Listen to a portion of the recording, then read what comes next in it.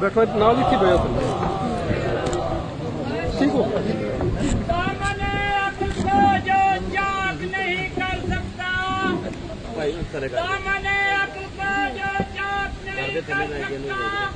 وہ کبھی موج کا ادراک نہیں کر سکتا بڑے بوکے آجر کی نجاست ایسی وہ بے زمزم بھی جسے پاک نہیں کر سکتا سلیمان نعرہ حیدری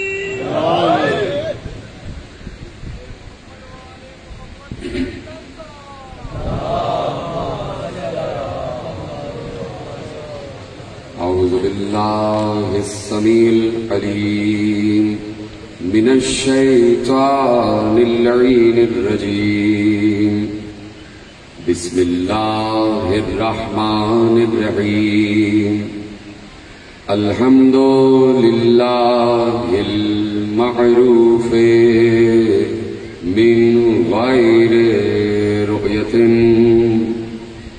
والخالق من غير ربية الذي لم يزل قائما دائما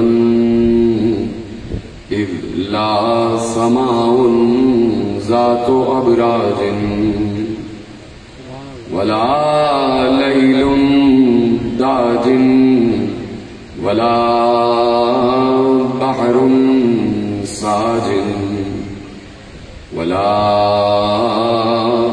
أرض ذات مهاد ولا خلق ذو اعتماد والصلاة والسلام والتحية والإكرام على نبي الرحمة وخازن المغفرة وقائد الخير والبركة ومنقذ العباد من الهلكة سيدنا ومولانا أبي القاسم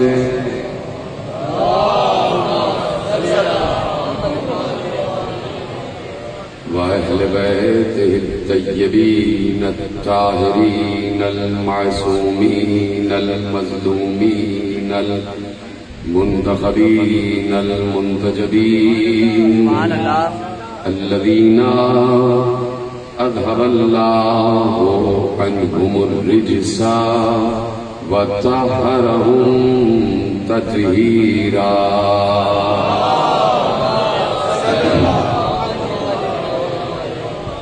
أما بعد فقد قال الله سبحانه وتعالى في محكم كتابه المجيد وفرقانه الحميد وقوله الحق بسم الله الرحمن الرحيم الذين ينفقون في السراء والضراء والكاظمين الغيظ والعافين عن الناس والله يحب المحسنين صلوات على محمد وعلى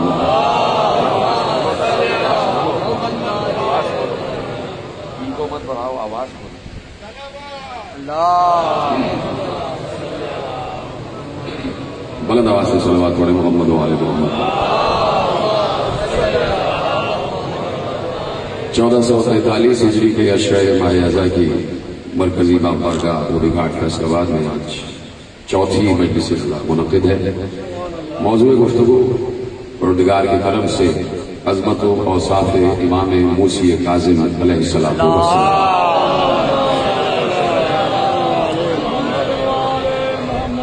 اور مسلسل عرض یہی کیا جا رہا ہے کہ یہ بات ایک لاشعور بے شعور کم شعور ایک کم علم انسان بھی اس بات کو سمجھتا ہے کہ اللہ اپنے بندوں سے رابطہ بغیر وسیلہ نہیں رکھتا.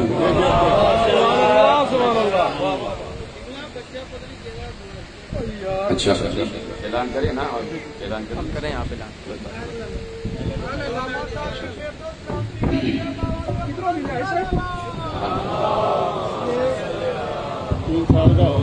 خواتین متوجہ ہوا ایک چھوٹا بچہ روتا ہوا ملا ہے امام باغ کی طرف سے. وہ بچہ جہاں اسٹیج کے پیچھے موجود ہے، اس نے سیاہ رنگ کی شلوار قمیض پہنی ہوئی ہے، 3 سے 4 سال بچے کی عمر ہے.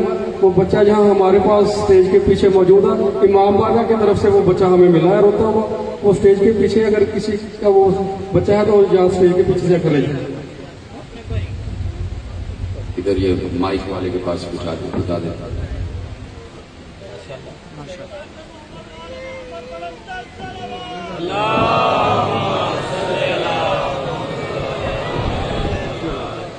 یہ کس کا بچہ ہے؟ آواز جا رہی ہے جس کو بھی؟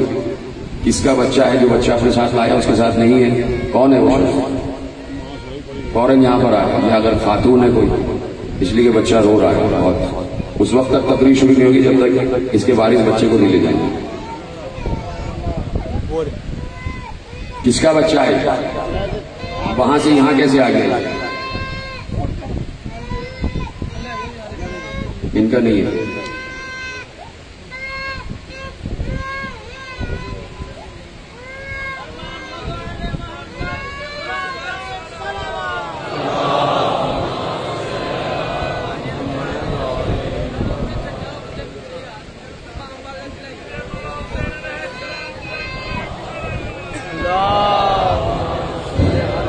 جہاں سے یوتھ رینک کا اگر کوئی کارکن یہاں ہمارے نزدیک کھڑا ہے تو ان سے سماج کو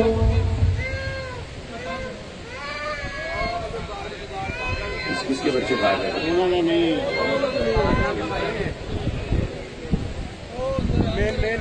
بھیجو ان کو، جس کا بچہ ہے وہ یہاں آ دیکھ لیں کس کا یہ بچہ ہے.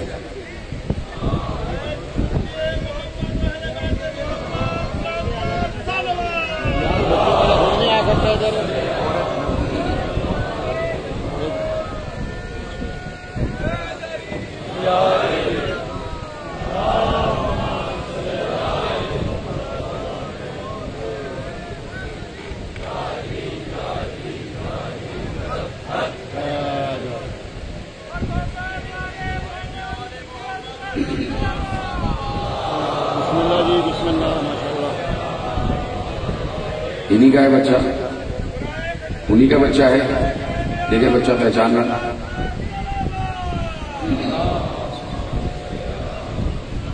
صلوات پڑھے بابا بلند محمد.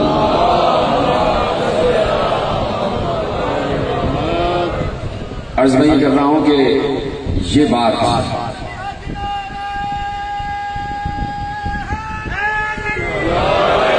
ایک عام شعور رکھنے والا، ایک کم علم رکھنے والا مسلمان اگر ہے، کیونکہ مسلمان کے لیے ضروری ہے کہ کم از کم شعور تو رکھے، کم از کم علم تو رکھے، کم از کم غور و فکر کی صلاحیت تو رکھے. تو یہ ایک عام مسلمان یہ بات اچھی طرح جانتا ہے کہ اللہ نے کبھی بھی اپنے بندوں سے رابطہ بغیر وسیلہ انبیاء نہیں رکھا. یعنی اللہ کی یہ سنت رہی ہے کہ جب بھی وہ اپنے بندوں سے رابطہ کرنا چاہتا ہے تو براہ راست رابطہ نہیں کرتا، بلکہ انبیاء کے ذریعے رابطہ کرتا ہے. کبھی آدم سے کہتا ہے کہ تم انہیں جا کے بتاؤ کہ لا الہ الا اللہ ہے. کبھی نوح سے کہتا ہے کہ تم انہیں جا کے بتاؤ کہ بت پرستی نہ کریں. کبھی ابراہیم سے کہتا ہے کہ تم اس مخلوق کو جا کے بتاؤ کہ اللہ ہے. کبھی موسیٰ سے کہتا ہے کہ اس مخلوق کو جا کے بتاؤ کہ فرعون خدا نہیں ہے.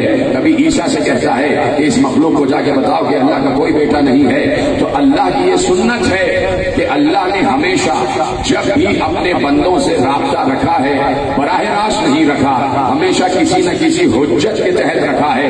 تو اگر آج یا تو یہ مانو کہ اللہ کا رابطہ ختم ہو چکا ہے، اور اگر رابطہ مانتے ہو تو یہ بھی مانو کوئی حجت آج بھی ہے.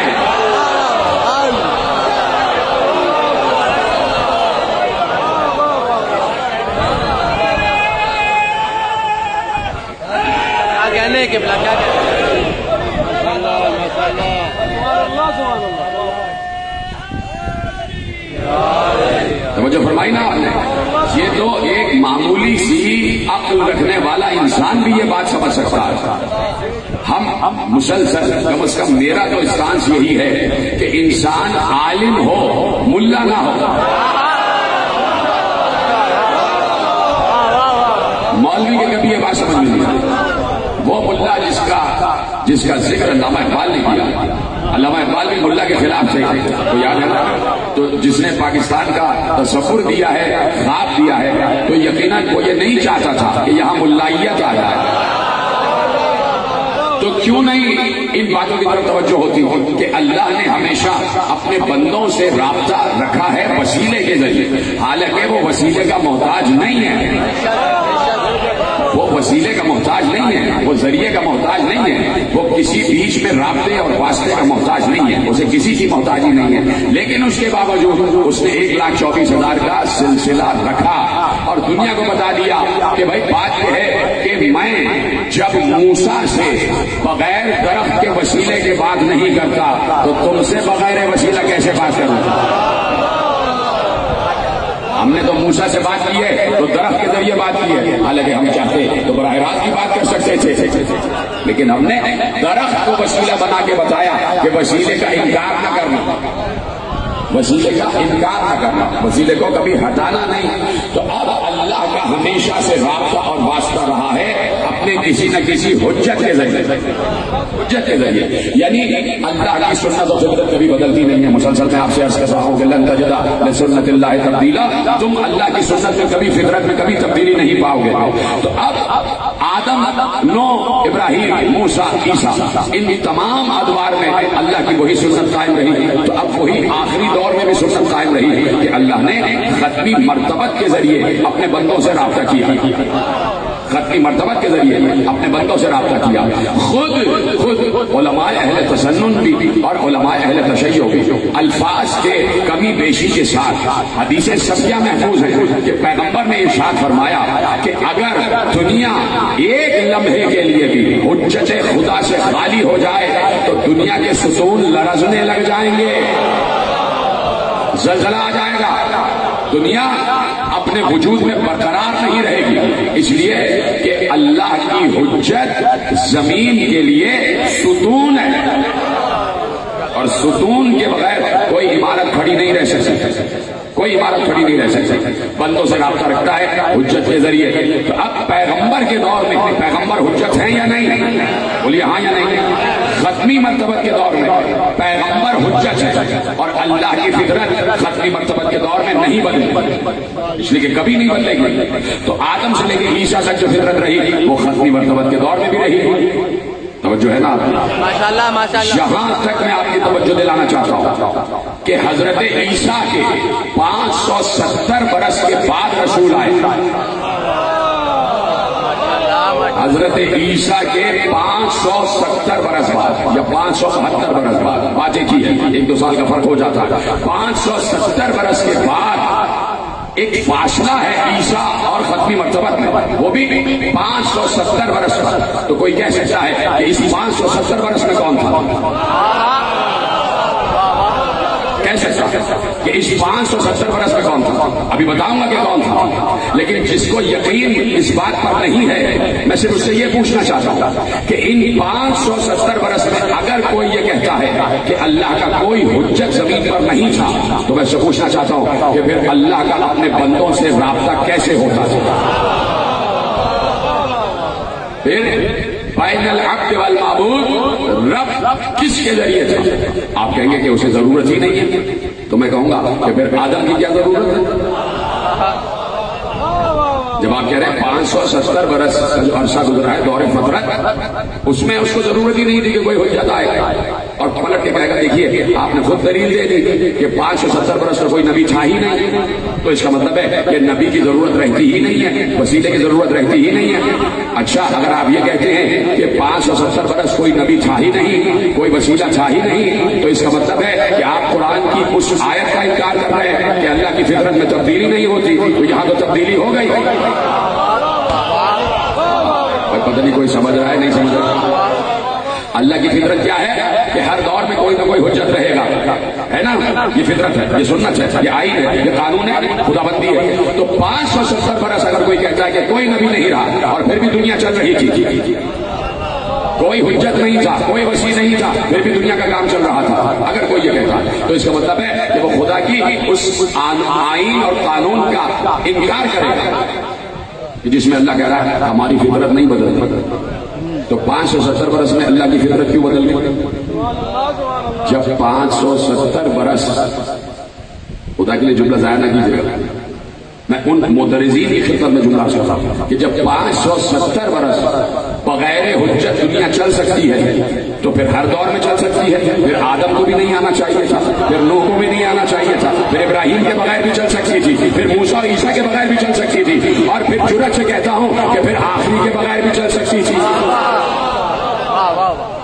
اور سی نا بات، جب فکری بات ہوتی ہے تو بولا کرے گا، بتایا کرے گا، باتیں آپ تک پہنچ رہی ہیں۔ تو اب 572 برس کے بعد جناب عیسیٰ کے 572 برس کے بعد ختمی مرتبہ اس دنیا میں تشریف لائے، ختمی مرتبہ اس دنیا میں تشریف لائے 572 برس کے بعد، جسے دور فطرت کہا جاتا ہے۔ میرا عقیدہ جو میں نے اپنے ائمہ سے سیکھا ہے وہ یہ ہے کہ اللہ کی فطرت کبھی نہیں بدلتی۔ تو میں اس یقین پر قائم ہوں کہ 572 برس بھی اللہ کی فطرت نہیں بدلی، اگر بدل جائے تو آئین قانون، آئین قرآن بدل جائے گا۔ تو میں اس یقین پر قائم ہوں کہ 572 برس بھی اللہ کی فطرت نہیں بدلی، کوئی نہ کوئی حجت اس دور میں بھی ہے، کوئی نہ کوئی حجت اس دور میں بھی ہے۔ فرق یہ رہا ہے کہ کبھی حجت ظاہر رہا ہے، کبھی حجت غائب رہا ہے۔ یہ طرح سلامت رہے آپ، کبھی حجت ظاہر رہا ہے، کبھی حجت غائب رہا ہے۔ خود میرے مولا موسی کاظم علیہ السلام نے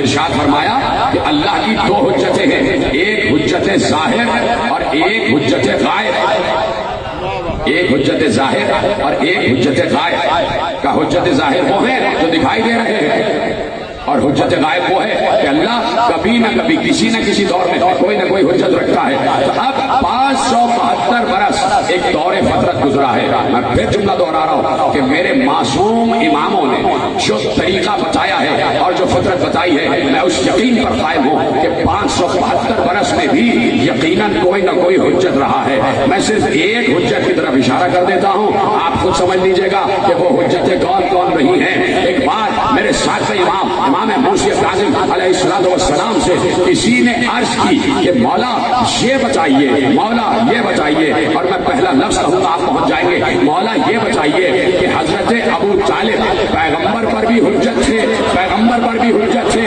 کہا نہیں، پیغمبر پر حجت تو نہیں تھے، پیغمبر پر حجت تو نہیں تھے۔ کہا پھر کیا تھے؟ کہا وہ عیسیٰ کے اوصیاء میں سے تھے، جب انہوں نے تمام انبیاء کے تبرکات محمد کے حوالے کر دیے، اللہ نے انہیں اپنے پاس بلا لیا۔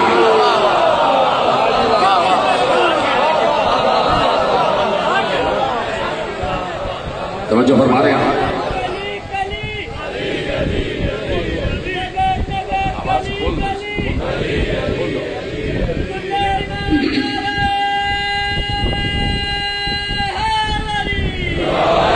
توجہ ہے نا؟ صحیح ہے، بالکل ایسے پہلے دن بھی ایسے نہیں، پتہ نہیں تم کو کون کہتا ہے کہ بھائی آواز خراب کرو تاکہ تقریر خراب، کون سازش کر رہا ہے؟ صلوات پڑھے محمد وعلی محمد۔ میری طرف متوجہ ہے نا؟ تو اللہ کی فطرت نہیں بدلتی۔ دور رسول میں خود رسول حجت ہے، دور رسول میں خود رسول حجت ہے۔ اب جو تم نے آواز کی ہے، مجھے یقین ہے جتنے کیمرے لگے ہوئے، جتنے لوگ لاکھوں لوگ سن رہے ہیں، ان کو لفظ سمجھ ہی میں نہیں آ رہا ہوگا، اس لیے ای کو بہت زیادہ ہو رہا ہے، ٹھیک ہے؟ اب جیسا بھی ہے سن لیجیے گا، ٹھیک ہے؟ میرے ساتھ رہیے گا، اس لیے کہ جب اہم ترین بات ہوتی ہے تو میں اس لیے چاہتا ہوں کہ ذرا سی بھی ڈسٹربنس نہ ہو، کہ میں فکر آپ کے حوالے کر رہا ہوں، کوئی عقیدہ، کوئی نظریہ، کوئی قانون آپ کے حوالے کر رہا ہوں، میری طرف متوجہ رہے گا، آگے پیچھے دائیں بائیں سب میری طرف دیکھتے رہیے۔ تو اللہ کی فطرت نہیں بدلتی، دور رسول میں رسول حجت، بولے ساتھ میرے، بولے دور رسول میں رسول حجت، اور رسول کے ذریعے سے اللہ اپنے بندوں کے اعمال قبول کرتا۔ دیکھیے میں کیوں کہہ رہا ہوں کہ حجت کا وجود ضروری ہے، اس لیے کہ وہاں سے جب کچھ یہاں آئے گا تو حجت کے ذریعے آئے گا، اور یہاں سے جب وہاں جائے گا تو حجت کے ذریعے جائے گا۔ آپ چپ ہو گئے. جب آپ چپ ہوتے ہیں تو مجھے رکنا پڑتا ہے اور پھر ذرا سا اور زیادہ صرف ہو جاتا ہے. وہاں سے یعنی آسمانوں سے، عرش خداوندی سے، حضور قدرت سے جو بندوں کی طرف آئے گا تو بیچ میں وسیلہ ہے. اے آدم، اے نوح، اے موسیٰ، اے عیسیٰ، ابراہیم، اے حجت، تم پہنچاؤ. اور یہاں سے بندوں کی طرف سے جو اللہ کی طرف جائے گا وہ بھی اسی وسیلے سے جائے گا، چاہے وہ بندوں کی نماز ہی کیوں نہ ہو، چاہے وہ بندوں کی عبادتیں ہی کیوں نہ ہو. یہ عبادتیں بھی حجت کے ہی ذریعے جاتی ہیں. توجہ فرما رہے ہیں. ضروری ہے کہ وسیلہ بیچ میں رہے. عام انسان تو عام انسان.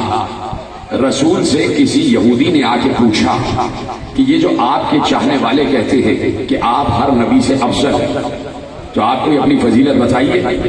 پیغمبر نے فضیلت بیان کرنا شروع کی اور اتنے ذہین مند لوگ بیٹھے ہوئے ہیں کہ میں ایک فضیلت بیان کروں گا، آپ ساری فضیلتیں خود بخود جوڑ دیں گے.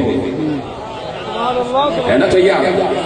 کہا کہ آپ کے چاہنے والے کہتے ہیں آپ ہر نبی سے افضل ہیں، تو یہ بتائیے کہ آپ کی افضلیت کیا ہے، آپ میں کون سی ایسی خصوصیت اور صفت ہے کہ آپ کو ہر نبی سے افضل قرار دیتی ہے. پیغمبر نے مسکرا کے کہا آدم سے عیسیٰ تک سب سے میں افضل. کیسے؟ کہ آدم کی توبہ قبول نہ ہوتی اگر میرا اور میرے اہل بیت کا وسیلہ نہ کرتے. اب جوڑ لیجیے نا سارے جملے. کہ نوح کی کشتی غرق ہونے والی تھی اگر میرا اور میرے اہل بیت کا وسیلہ نہ اختیار کرتے. ابراہیم آگ میں جل جاتے، موسیٰ دریا میں غرق ہو جاتے، عیسیٰ سولی پہ چڑھ جاتا. جو فرما رہے ہیں تو انبیاء تک کو وسیلے کی ضرورت رہی ہے. اتنا بڑا جملہ آپ کے حوالے کیا. انبیاء تک کو وسیلے کی ضرورت رہی ہے. تو ایک وسیلہ تو ہر دور میں رہا ہے نا، جسے محمد کہتے ہیں، جسے اہل بیت کہتے ہیں، ہر دور میں رہا ہے. تو اپنے دور میں رسول حجت، اللہ رسول کے ذریعے بندوں سے بات کر رہا. رسول چلے گئے، نبوت کا خاتمہ ہو گیا، نبی خاتم النبیین، اور سوال پھر پلٹ کے وہیں آ گیا. کیا اس کے بعد اللہ نے اپنا رابطہ بندوں سے ختم کر دیا؟ اللہ تو ہر جگہ ہر وقت موجود ہے لیکن مسلسل اپنے اصول پر قائم ہے، اپنے آئین پر قائم ہے. تو اب تلاش کرنا پڑے گا کہ نبی کے بعد وسیلہ کون ہے. اب صرف ایک معیار رہ گیا کہ اگر نبی جاتے جاتے خاموش چلے جائیں تو اس کا مطلب ہے کہ نبی یہ بتا کے جا رہے ہیں اب جیسے چاہو زندگی گزارو، اب اللہ نے تمہاری طرف سے منہ موڑ لیا، اب وہ تم سے رابطہ نہیں رکھے گا. اگر نبی خاموش چلے جائے تو اس کا مطلب ہے کہ اب اللہ کو وسیلے کی ضرورت ہی نہیں ہے اور اللہ کا قانون بدل گیا. اور اگر نبی جاتے جاتے اپنے 1.25 لاکھ یاروں کی موجودگی میں من کنت مولا فہذا علی المولا، علی مولا،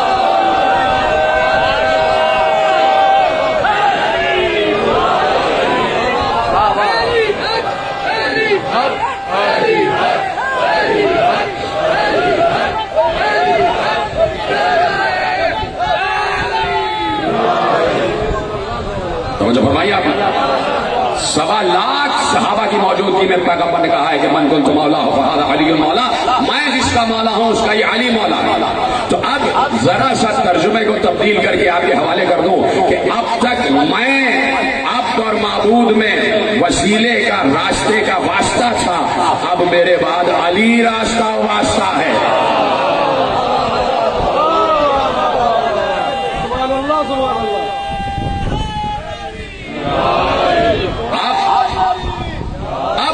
دنیا کی نگاہ علی کی طرف. جی طرح سلامت رہیں، آ گئے نا میرے ساتھ. اب پوری دنیا کی نگاہ علی کی طرف کہ اگر علی 40 ہجری سے پہلے خاموش ہو کے چلے جائیں تو اس کا مطلب ہے کہ بعد علی اللہ نے رابطہ منقطع کر دیا. اور اگر علی حسن مصطفیٰ سے یہ کہے کہ آؤ سوالات کے جوابات دو تو اس کا مطلب ہے کہ بعد علی حسن مصطفیٰ اللہ سے بندوں کے رابطے کا وسیلہ. اب پوری دنیا کی نگاہ حسن مصطفیٰ کی طرف. حسن مشتبہ اگر خاموش چلے جائیں تو رابطہ ختم ہے، اور جاتے جاتے حسین کے کاندھے پہ ہاتھ رکھ کے جائیں تو سمجھ لینا کہ حسن کے بعد حسین وسیلہ ہے۔ اب پوری دنیا کی نگاہ حسین پر۔ جب بات سمجھ میں آ جائے تو بولتے ہی رہا کرو۔ اب حسین خاموش چلے جائیں تو رابطہ ختم ہے اللہ کا، اور اگر حسین زین العابدین کے کاندھے پہ ہاتھ رکھے تو اس کا مطلب ہے اپنے دور میں زین العابدین وسیلہ ہے۔ اب پوری دنیا کی نگاہ زین العابدین پر، اگر زین العابدین خاموش چلے جائیں تو اس کا مطلب ہے کہ اللہ کا رابطہ ختم ہو گیا۔ اب زین العابدین نے ایک بار کاندھے پہ ہاتھ رکھا محمد باقر کے، تو اب محمد باقر اللہ کی طرف سے وسیلہ، اب پوری دنیا کی نگاہ محمد باقر پر۔ اگر محمد باقر خاموش چلے جائے تو اس کا مطلب ہے اللہ کا رابطہ ختم ہو گیا۔ لیکن جاتے جاتے محمد باقر نے جعفر صادق کے کاندھے پہ ہاتھ رکھا تو اب دنیا سمجھ گئی کہ اللہ کا وسیلہ جعفر صادق ہے۔ اب اگر جعفر صادق خاموش چلے جائیں تو رابطہ ختم ہو چکا ہے۔ لیکن ایک بار جعفر صادق نے کہا وہ جھولے میں موسی کاظم سو رہا ہے۔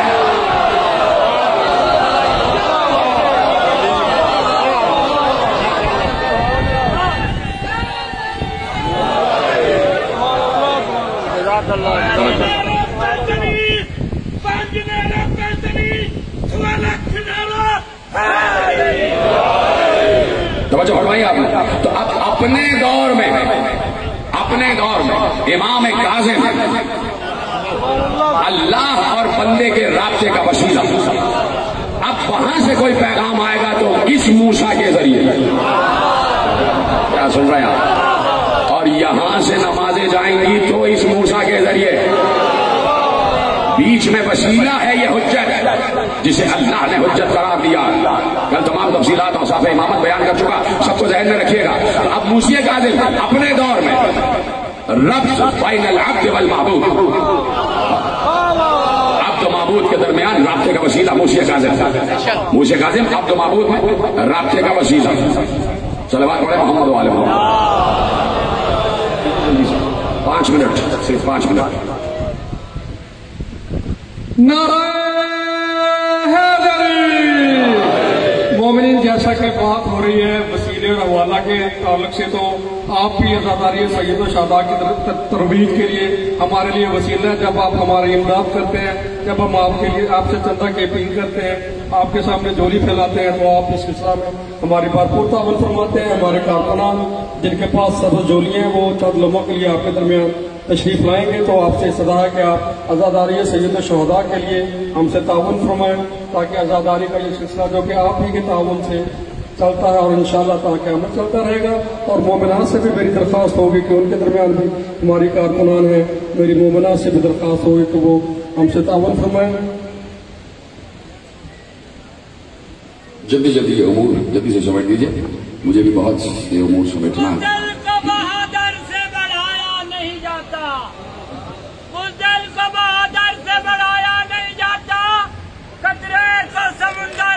ملایا نہیں جاتا، ارے غاروں میں جو گزر جاتی ہے یاروں کے ساتھ، بستر پہ مگر غیروں کو سلایا نہیں جاتا۔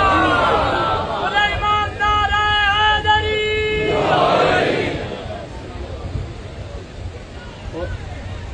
یا علی یا علی یا علی مدد حق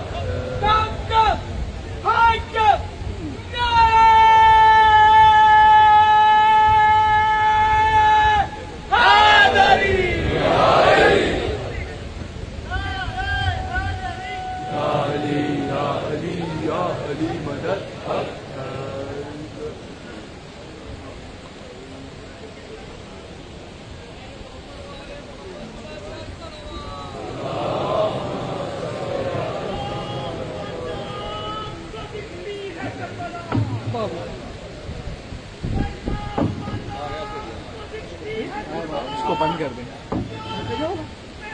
یہ والا مائک بند کریں، مائک یہ بند، آواز آتی ہے بیچ میں خود سے آ رہی ہے، وہ کھلا ہوا ہے۔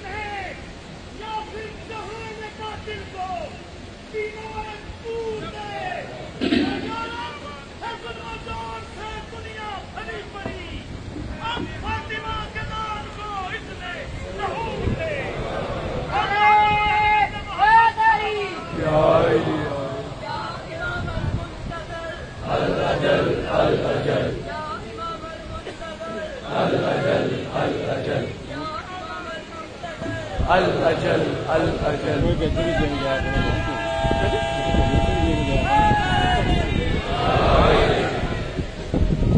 देखना जरा जो खुद ला रहे ना वो दे रहे हैं।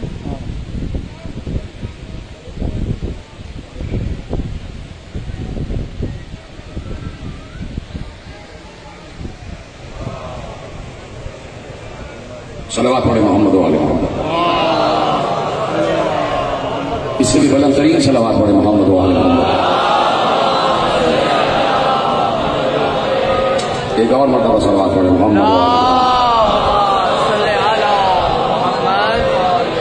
तो जो है बात शुरू की जाए, आगे बढ़ाई जाए, वहीं से लोगों को आगे बढ़ेगी और तेजी से गुजरना है और आपको साथ मेरा तेजी से देना है। जितनी तेजी से मैं बोल रहा हूँ उतनी तेजी से आप वहां बताते जाएंगे, जुमले आप तक पहुंच रहे हैं। अपने दौर में पूछिए काजिम रब्त बैनल अब्द वल माबूद का वसीला, यहाँ से जो जाएगा मूछिए काजिम के जरिए जाएगा, वहां से जो आएगा मूछिए काजिम के जरिए आएगा। बहुत बड़ा नाम है आलम अहले सुन्नत का और बहुत बड़े आलिम अहले सुन्नत है जार अल्लाह ज़मख़शरी। उनकी किताब रबीउल अबरार, ये बहुत बड़ा हवाला है। मैं कह रहा हूँ जब बहुत बड़ा हवाला है तो बहुत बड़ा हवाला है, जाके किसी से भी पूछिएगा। जार अल्लाह ज़मख़शरी किताब है रबीउल अबरार, उसमें पैगंबर की एक हदीस उन्होंने लिखी है। इजाजत है कि हदीस पेश की जाए? जैसे पेश की जाएगी वैसे ही सुनेंगे। एक बार पैगंबर ने असहाब को मुखातिब करके कहा, बार बार जब कहता हूँ असहाब को मुखातिब करके कहा तो जुमले की फोर्स पर गौर किया करें, इसलिए कि हम में से कोई वहां मौजूद नहीं था। पैगंबर ने अपने दोस्तों को, अपने चाहने वालों को, शम्मे रिसालत के परवानों को, असहाबे किराम को मुखातिब करके कहा। और क्या मुखातिब करके कहा? मुखातिब करके कहा, किसी 5 का तस्करा कर रहे थे तो मुखातिब करके कहा हाउलाइल लदीना अमरल्लाहु बिमवद्दतिहिम, ये वो हैं, ये वो लोग हैं कि जिनकी मवद्दत का अल्लाह ने हुक्म दिया है।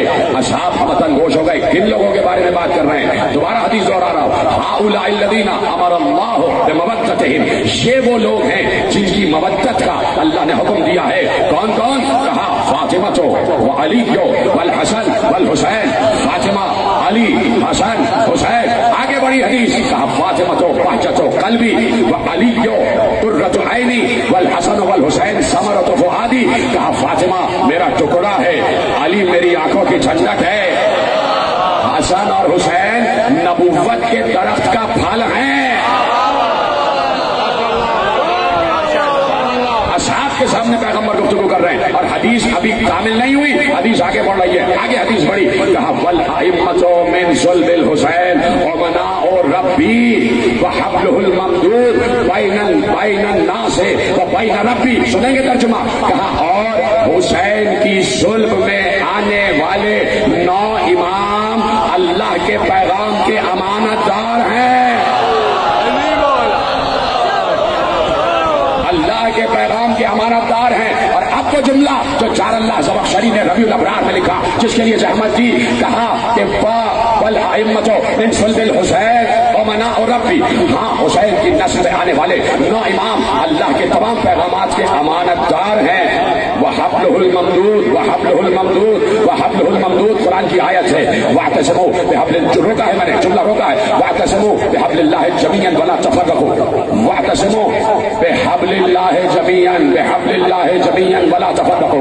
कहा अल्लाह की रस्सी को मजबूती से थामो, और अगर अल्लाह की रस्सी को मजबूती से थाम लिया तो तुम फिरकों में नहीं बटोगे। यानी फिरकों में तकसीम ना होने का सबसे बड़ा तरीका यह है कि अल्लाह की रस्सी को थाम लो। जब अल्लाह की रस्सी को थामोगे तो फिरकों में नहीं बटोगे। अब पैगंबर असहाब से मुखातिब होकर कह रहे हैं वल अइम्मतो मिन सुल्बिल हुसैन व मनाउ रब्बी, हुसैन की नस्ल में आने वाले 9 इमाम अल्लाह के पैगाम के अमानतदार हैं। वह हब्लुहुल ममदूद, और ये सारे के सारे इमाम अल्लाह की मजबूत रस्सी है,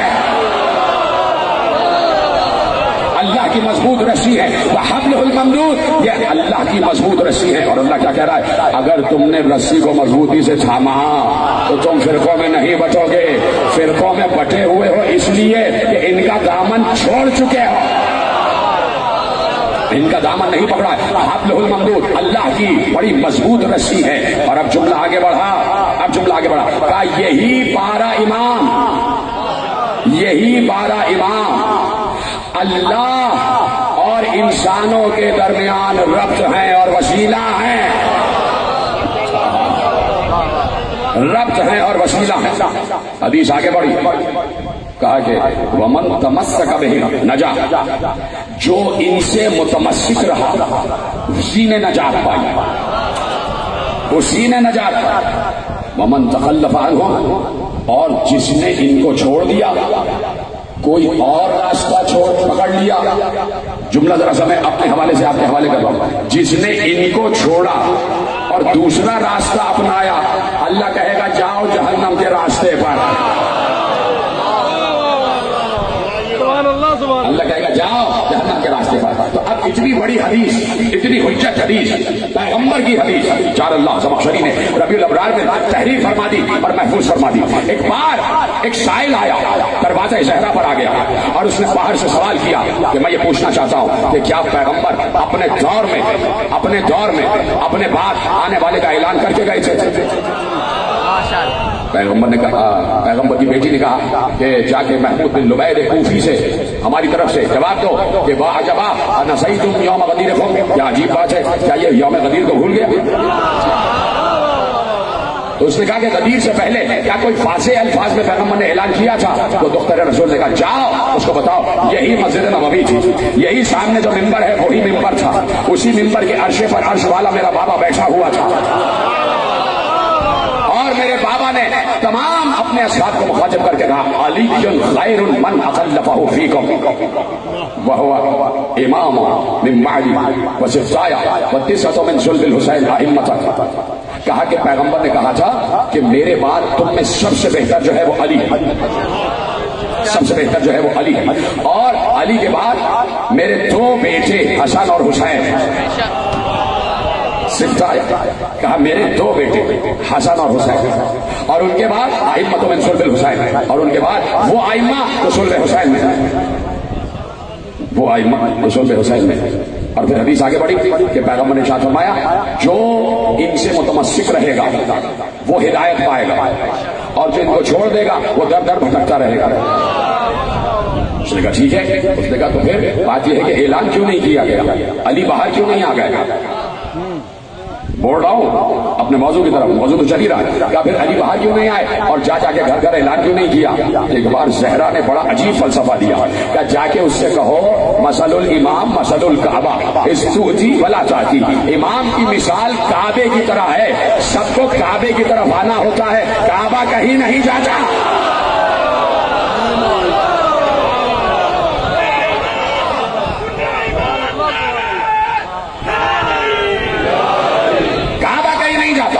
سب کو کعبے کی طرف آنا، یعنی جسے ہدایت چاہیے وہ منار ہدایت کی طرف چل کے آئے، چل کے آئے۔ مینار تو نظر آتا ہے نا بھائی، جو سمجھ گیا اس کا میرا سلام ہے، مینارہ ہدایت نظر آتا ہے نا، جب ہدایت کا مینارہ نظر آ گیا تو اب خود جانا ہے، خود جانا ہے، کیسے جانا ہے؟ تو بہت سے کلمہ گویوں کو یہ بات سمجھ میں نہیں آئی، لیکن بہت سے غیر کلمہ کو بات سمجھ میں آ گئی۔ ایک بہت بڑا مورخ امام موسیٰ کاظم کا چاہنے والا عرض کرتا ہے، اور نام ہے اس کا یعقوب بن جعفر بن ابراہیم، وہ کہتا ہے کہ میں اپنے ساتھ میں امام کے ساتھ مقام عریش پر تھا، ایسے میں ایک راہب آ گیا امام سے ملنے کے لیے، تیزی سے جا رہا ہوں اس لیے وقت میرے پاس کامل ہوتا جا رہا ہے، اور میرا ساتھ دیتے رہیے گا، آخری آدمی تک ہاتھ اٹھا کے بتاتے رہیے گا جملے آپ تک پہنچ رہے ہیں۔ میں مقام عریش پر تھا اپنے ساتھ امام کے ساتھ کہ ایسے میں ایک عیسائی راہب آ گیا امام سے ملنے کے لیے، اجازت چاہیے، امام نے اجازت دے دی، آیا آگے کہتا ہے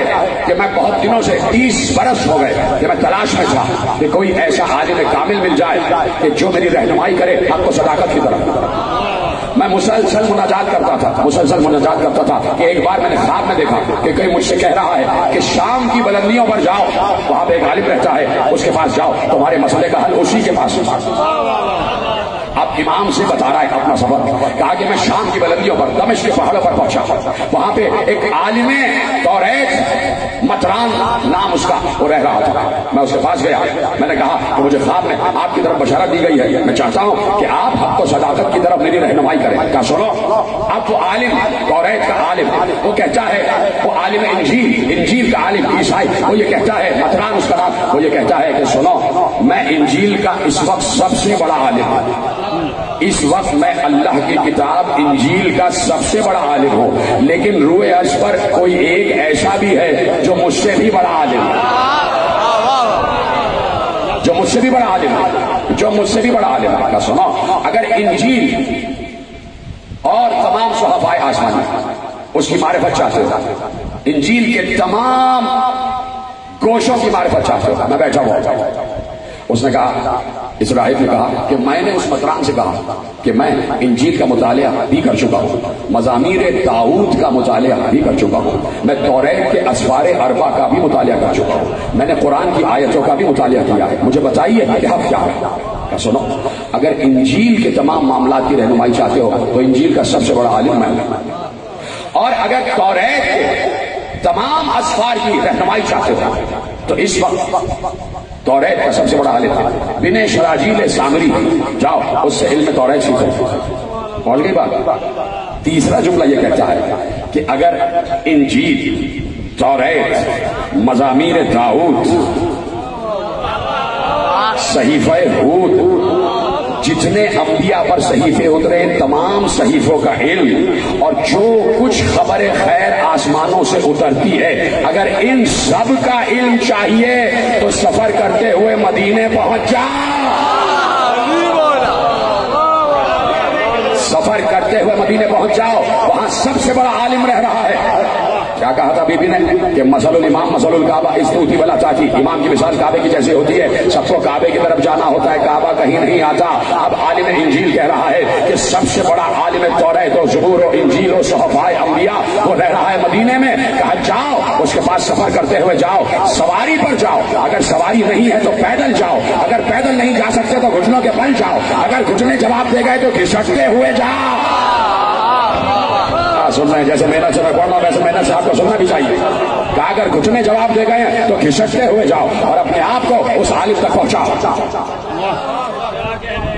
ایک عجیب بات ہے کہ ایک عالم انجیل کو یہ بات معلوم ہے کہ امام تک خود جانا ہوتا ہے، امام تک خود جانا ہوتا ہے۔ یہ جہاں ہم بیٹھے ہیں ہمارا گھر تو نہیں ہے نا، ہم اپنے گھر میں تو نہیں بیٹھے، تو ہمیں بھی یہ بات معلوم ہے کہ امام سے ملنا ہے تو امام کی طرف آنا ہوتا ہے۔ 1400 برس سے اپنے گھر سے نکل کے اپنے آپ کو درگاہ امام تک پہنچایا ہوا ہے، کہا کس سے ہوئے جاؤ، پہنچو، کہا مجھے نہیں پتا وہ کہاں ہے، کہا یثرب جاؤ، کہا یثرب مجھے نہیں پتا یثرب کیا ہے، کہا وہ دور جاہلیت میں مدینے کا نام تھا، کہا اب اس کا نام ہے مدینہ الرسول، جاؤ مدینے جاؤ، اور وہاں بنی نجران کے باغ کے قریب جانا، وہیں سامنے محلہ ہے، اس محلے میں ان کا گھر ہے، اس گھر کے سامنے ایک بوڑھا ہے جو چٹائیاں بن رہا ہے، کہا کہ جانا اور وہاں پوچھنا کہ اس وقت کا جو وسیع رسول ہے نام ہے اس کا موسیٰ بن جعفر، گھر پوچھنا، گھر میں جاؤ، اگر وہ گھر میں نہ ملیں تو پوچھنا کہاں گئے ہیں، وہ سفر پر گئے ہوں گے لیکن بڑے مختصر سفر پر گئے ہوں گے، تم ٹھہرنا نہیں، جہاں وہ ہو وہاں اپنے کو پہنچانا۔ کیا سن رہے ہیں میرا ساتھ دیتے جائیں، کہا جہاں وہ ہو وہاں تم پہنچ جانا، اور پہنچنے کے بعد میرا سلام کہنا، اور کہنا شام کی بلندیوں پر ایک عالم بہت عرصے سے رہ رہا ہے اور اس کی خواہش یہ ہے کہ وہ آپ کی خدمت میں حاضر ہو، آپ کے دست ادب پر، آپ کے دست تقدس پر، آپ کے دست طہارت پر لا الہ الا اللہ محمد رسول اللہ پڑھے۔ کیا کہنے کا اس میں باری آبی ہوگا تو میں یہاں سے سفر خود بخود کرتا چلا جاؤں گا۔ روایت میں لکھا، دیکھیے راوی عجیب ہوتا ہے، راوی نہ صرف یہ کہ الفاظ کو محفوظ کرتا ہے بلکہ حرکات و سکنات کو بھی محفوظ کرتا ہے۔ راوی نے کہا یہ راہب جب امام سے یہ پورا سفر بیان کر رہا تھا تو اس کے ہاتھ میں عصا تھا اور عصا پر اپنے چہرے کو ایسے رکھا ہوا تھا، بوڑھا ہے نا، عصا سے اپنے چہرے کو ٹکایا ہوا ہے اور امام سے باتیں کر رہا ہے۔ جب سفر تمام ہوا، گفتگو تمام ہوئی تو کہا کہ اجازت ہے کہ بیٹھ جاؤں، کہا بیٹھ جاؤ، کہا ہاتھ ایسے رکھ کے بیٹھنا چاہتا ہوں، کہا یہ ہمارا طریقہ نہیں ہے، کہ نہیں ہاتھ باندھ کے نہیں بیٹھ سکتے، ہاتھ باندھ کے نہیں بیٹھ۔ دیکھیے آئمہ کا طریقہ یہ رہا ہے کہ آئمہ نے کبھی اپنے گھٹنے چھونے نہیں دیے، اپنے پاؤں کو ہاتھ نہیں لگانے دیا، جب آئمہ بیٹھتے ہیں تو پاؤں پھیلا کے کبھی نہیں بیٹھے، یہ پیری مریدی کا چکر آئمہ نے نہیں چلایا۔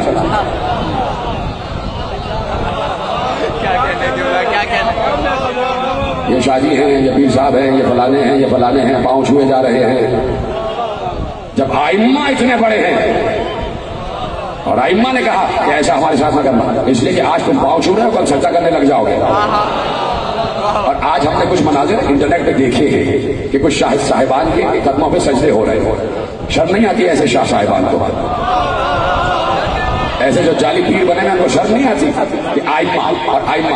اب گفتگو یہ ہے، میں نے ایک جملہ کہا نا کہ امام کبھی پاؤں پھیلا کے نہیں بیٹھتے تھے، بس میں بیٹھتے تھے، کبھی پاؤں پھیلا کے نہیں بیٹھتے تھے۔ کسی نے پوچھا پاؤں پھیلا کے کیوں نہیں بیٹھتے؟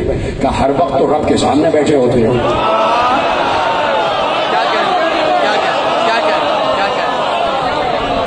یہ ہے، اس طرح رب کو محسوس کرو، اس طرح رب کو محسوس کرو۔ اس وقت بھی تو اللہ ہمارے ساتھ ہے، تو جس وقت کوئی شاہ صاحب اپنے پاؤں چھوا رہے ہوتے ہیں تو کیا اللہ ان کو نہیں دیکھ رہا ہوتا؟ توجہ فرمائی آپ نے؟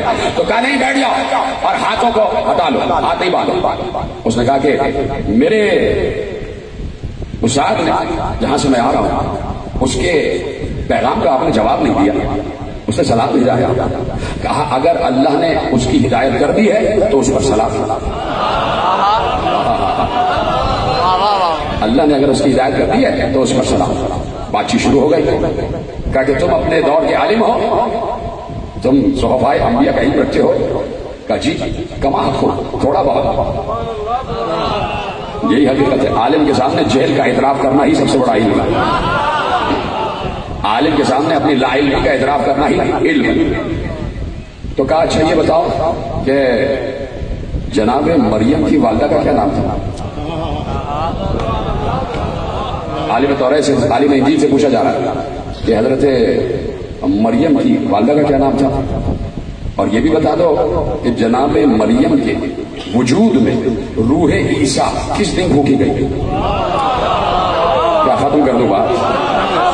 میں مسلسل کہہ رہا ہوں کہ میرا موضوع ساتویں امام ہے، اور اس وقت یہ تصور کرو کہ ساتویں امام کے دور ہی میں رہ رہے ہیں۔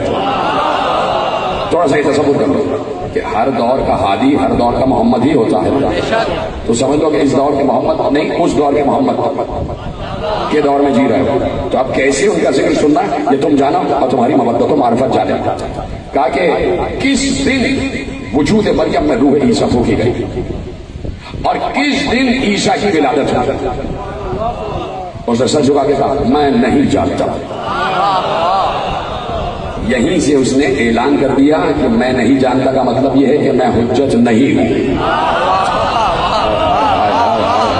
سلامت رہے آپ۔ کیا کہنے جو یہ کہہ دیتا ہے کہ میں حجت نہیں ہوں، جو یہ کہہ دیتا ہے کہ میں نہیں جانتا، وہ یہ کہہ دیتا ہے کہ میں حجت نہیں ہوں۔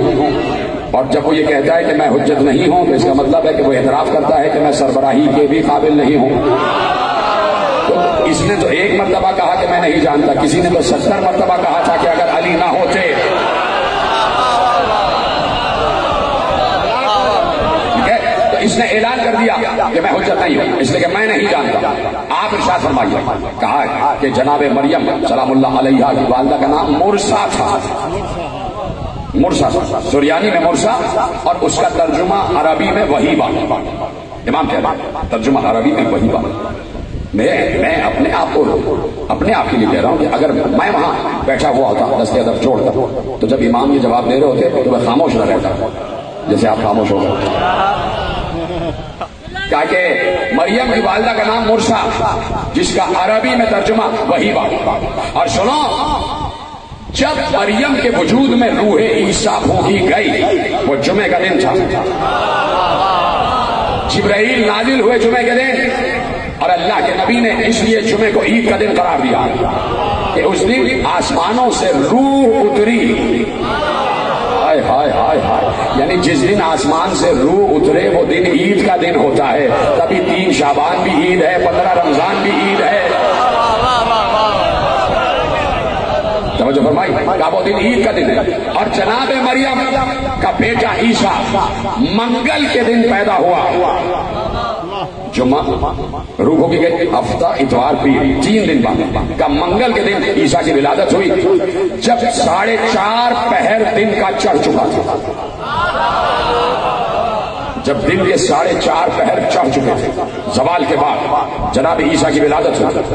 اور بتا کیا تجھے معلوم ہے کہ عیسیٰ کی ولادت کس جگہ ہوئی؟ کہا مجھے نہیں معلوم۔ کہا فرات کے کنارے۔ کیا کہنا کا فرات کے کنارے. اسی لیے شط فرات کو ناصریہ بھی کہا جاتا ہے. اسی ناصریہ کی وجہ سے عیسائی نصرانی کہلاتے ہیں کہ وہاں پر جناب عیسیٰ کی ولادت ہوئی. کہا کہ فرات کے کنارے عیسیٰ کی ولادت ہوئی. ایک بار لرس رہا تھا, اس کے رونگٹے کھڑے تھے, یہ کون سا عالم ہے کہ جہاں وہ باتیں یہ جو انجیل میں بھی پوشیدہ ہیں, جو سر انجیل ہے, وہ ایسے بیان کر رہے ہیں کہ جیسے سارے اسرار ان کے سامنے کھلے ہوئے ہیں, سارے اسرار ان کے سامنے شہود اور ظہور کی منزل پر ہیں. سر جھکا کر کہتا ہے, اچھا کیا آپ یہ بتا سکتے ہیں کہ میری ماں کا نام کیا تھا؟ کیا آپ یہ بتا سکتے ہیں کہ میری ماں کا نام کیا تھا؟ کہا تیری ماں کا نام انقالیہ تھا. کہا میری دادی کا نام معلوم؟ کہا دادی کا نام انقورہ تھا. تیری دادی کا نام انقورہ تھا. کہا کیا میرے دادا کا نام بتا سکتے ہیں؟ کہا تیرے دادا کا نام عبد المسیح تھا اور میں اس کا نام تبدیل کر کے عبداللہ رکھا, اس لیے کہ مسیح کا بندہ نہیں ہوتا, اللہ کا بندہ ہوتا. تو اس نے اپنے باپ کا نام بھی پوچھ لیا, دادا کا نام بھی پوچھ لیا, اور امام نے باپ کا نام بھی بتایا, دادا کا نام بھی بتایا. بات ہی ختم ہو گئی. امام نے کہا تیرے باپ کا نام عبد السلیم اور تیرے دادا کا نام عبد المسیح. اس کا مطلب ہے کہ امام نے بتا دیا کہ جو میرے سامنے بیٹھا ہے باپ کے اعتبار سے بھی صحیح ہے, دادا کے اعتبار سے بھی صحیح ہے. ابھی تو چلتا ہوا یہاں تک پہنچا ہے. سمجھ گئے نا؟ یعنی باپ کا نام بھی ہے اور دادا کا نام بھی ہے بہت سے لوگوں کے. تو اب جو یہاں سے دور ہے وہ نجاست ہی ہے نا بھائی. ہم تو نہیں کہہ رہے, قرآن کہہ رہا ہے کہ اے اہل بیت اللہ نے تم سے نجاست کو دور کر دیا ہے. تو اگر کوئی مجہول النسب ہے تو سب سے بڑا نجس ہے. اور مجہول النسب, یہ گھر جا کے ترجمہ پڑھ لیجئے گا, مجہول النسب نجس ہوتا ہے, اور جو نجس ہوتا ہے وہ آل محمد کی معرفت حاصل کر ہی نہیں سکتا. اب سمجھ میں آیا کہ معرفت والے کم کیوں ہیں اور غیر معرفت والے اکثریت میں کیوں ہیں. تو انسان سب کچھ ہو, مجہول النسب نہ ہو, مجہول النسب نہ ہو. تو ایک ایک بات کا جواب دیتے گئے. باپ کا نام بھی بتایا, دادا کا نام بھی بتایا, اس کا خود کا نام بھی بتایا. جیسے ہی تمام سوالات کے جوابات مکمل ہوئے, ایک بار لرزتا ہوا کھڑا ہوا. اب یہ ہے ادب, لرزتے ہوئے کھڑا ہوا, آگے بڑھا, کہ اپنے ہاتھوں کو آگے بڑھا. امام نے ایسے ہاتھ آگے بڑھا, اس نے ہاتھوں کو چھوما. ہاتھوں کو چھومنے کے بعد کہا اشہد ان لا الہ الا اللہ واشہد ان محمد رسول اللہ واشہد انک حجۃ اللہ فی الارض. سلامت رہے, آخری آدمی تک میرے ساتھ ہیں, یہ پیچھے والے حضرات بھی سب میرے ساتھ ہیں. کہا میں گواہی دیتا ہوں کہ اللہ کے علاوہ کوئی معبود نہیں ہے, محمد اللہ کے رسول ہے, اور آپ اس وقت دنیا میں اللہ اور بندے کے رابطے کا وسیلہ ہیں. آپ اللہ کی حجت ہے اس وقت اس دنیا میں, اللہ کی حجت ہے. کیا کہا کہ اپنے کو پہنچاؤ امام کی طرف, اپنے کو پہنچاؤ امام کی طرف. اور بعض اوقات تو یہ ہے کہ اپنے کو پہنچاؤ, یہ بھی بڑی بات ہے, لیکن وہ کتنی بڑی بات ہے کہ امام کسی سے کہے کہ آؤ میرے پاس, امام کسی سے کہے کہ آؤ میرے پاس. وقت کامل ہو گیا اور یقیناً بہت سے مطالب رہ گئے. کل انشاءاللہ تھوڑا سا وقت آپ کا زیادہ لے لوں گا. آج مجھے 2-4 کام اور بھی ہیں اور آگے بڑھنا ہے, اس لیے گفتگو کو یہاں روکتا ہوں. ایک وہ کہ جو امام کی طرف جا رہا ہے, اور ایک وہ جسے امام خط لکھ کر بلا رہا ہے. وہاں سے فوج میں فوج آ رہی ہے, کبھی شمر دستہ لے کے آ رہا, کبھی بن سعد دستہ لے کے آ رہا, کبھی کوئی دستہ لے کر آ رہا ہے, کبھی ہرملا کا دستہ آ رہا ہے. سارے ان کے مددگار آ رہے ہیں. کیا تمہارا کوئی مددگار نہیں؟ حسین نے خط لکھا, یہ خط ہے حجت زمانہ حسین ابن علی کا, مرد فقیر, رجل فقیر, حبیب ابن بظاہر کا. حبیب اتنی جلدی پہنچنا کہ ایسا نہ ہو کہ تم آؤ اور فرزند زہرا کا گلا کٹ چکا. میں کربلا آ چکا ہوں حبیب, اور میرے ساتھ میرے اہل حرم بھی. تو کتنا بڑا مرتبہ ہے جناب حبیب کا کہ حجت خدا نے بلایا, حجت خدا نے بلایا.